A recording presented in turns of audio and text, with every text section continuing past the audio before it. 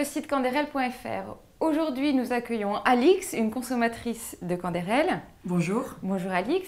Et nous allons réaliser ensemble une recette de verrine de fraises et mousse au chocolat.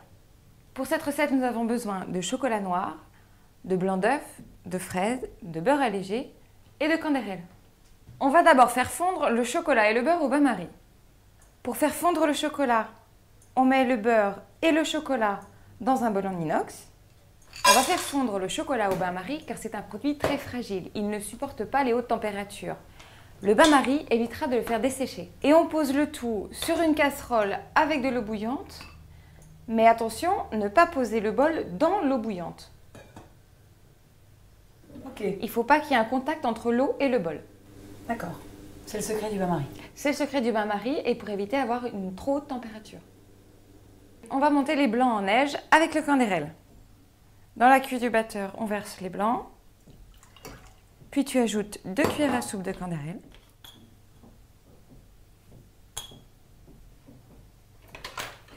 Et voilà. Les blancs d'œufs doivent être très fermes. C'est que les blancs d'œufs sont bien montés lorsqu'ils forment une boule autour du feu. On va maintenant incorporer un tiers des blancs en neige dans le chocolat à l'aide d'un fouet. Pourquoi un tiers? Un tiers tout simplement parce que ça va te permettre d'assouplir le chocolat et d'incorporer plus facilement le reste des blancs en neige sans les casser. Ok. Et on incorpore le reste au chocolat. Cette fois, on utilise la maryse, ça va permettre d'avoir un mouvement ample et aérien. Avec la maryse, on va chercher le chocolat en dessous, on le fait remonter pour envelopper les blancs d'œufs.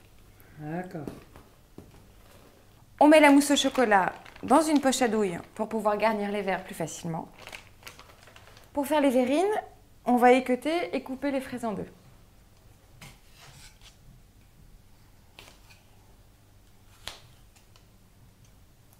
On va garnir les verrines. On commence par mettre un petit peu de mousse au chocolat dans le fond du verre pour maintenir les fraises. Et on dispose les fraises la face plate contre le bord du verre. Parfait.